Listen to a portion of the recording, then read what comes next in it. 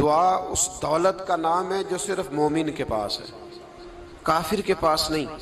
نبی پاک علیہ السلام نے فرمایا الدعاء صلاح المومن، دعا مومن کا ہتھیار ہے، کافر کے پاس یہ ہتھیار نہیں ہے۔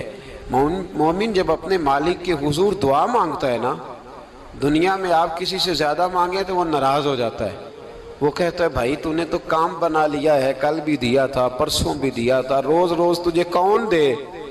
میرے نبی پاک علیہ السلام نے فرمایا جو اپنے رب سے زیادہ مانگتا ہے رب اس سے زیادہ راضی ہوتا ہے، زیادہ راضی ہوتا ہے۔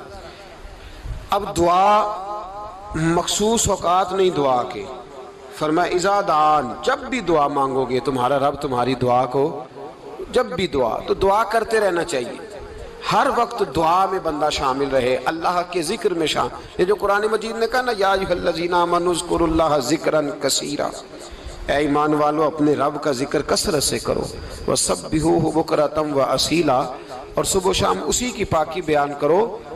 تو اس سے مراد یہ نہیں ہے کہ تسبیح لے کے سارا دن مسجد میں بیٹھے رہو اور کام کوئی نہ کرو، بلکہ اس کا مطلب یہ ہے کہ روٹی شروع کرو تو اللہ کے نام سے، اختتام کرو تو اللہ کے نام، سو جاؤ تو رب کا نام لے کے، سویرے اٹھو تو اللہ کا نام لے کے، جب تمہیں کوئی چیز اچھی لگے تو ماشاءاللہ کہو، جب کوئی مصیبت آئے تو کہو انا للہ و انا الیہ راجعون۔ تو سارا دن اللہ کا ذکر جاری رہے گا۔ نبی پاک صلی اللہ علیہ وسلم نے مسلمان کو ایک دوسرے سے ملنے کا طریقہ بتایا۔ مصیبت آئے تو کیا کہنا ہے؟ صرف فوت پہ نہیں کہنا، اس کی وضاحت کر دو۔ کوئی بھی الذین اذا اصابتہم مصیبہ، جب بھی کوئی مصیبت آئے، اللہ کے بندے کہتے ہیں ہم اللہ کی طرف سے آئے ہیں اور اللہ کی طرف ہی ہم نے لوٹ جانا۔ تو میرے عزیز ہر وقت اللہ کا ذکر جاری رہے گا، ہر وقت زبان پہ رب کریم کا۔ دیکھیں نا نبی پاک علیہ السلام نے ہمیں ملاقات کا طریقہ بتایا۔ ایک صحابی آئے تو انہوں نے آ کے کہا السلام علیکم، نبی پاک علیہ السلام نے فرمایا رب تعالیٰ نے اسے 10 نیکیاں عطا فرمائی ہیں۔ دوسرے آئے تو انہوں نے کہا السلام علیکم ورحمۃ اللہ، تو محبوب فرمانے لگے، امام بہقی نے اس کو لکھا ہے، محبوب فرمانے لگے رب کریم نے اسے 20 نیکیاں عطا فرمائی۔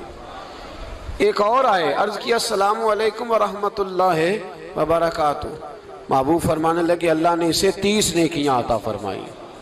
اچھا اس کا مطلب کیا ہے؟ السلام علیکم، تم پر سلامتی ہو، سادہ ترجمہ یہ ہے کہ تم سلامت رہو، تم سلامت رہو، ورحمۃ اللہ وبرکاتہ، تم پر اللہ کی رحمت بھی ہو اور اس کی برکتیں بھی ہو۔ وہ کیا کہتا ہے؟ وہ کہتا ہے وعلیکم السلام،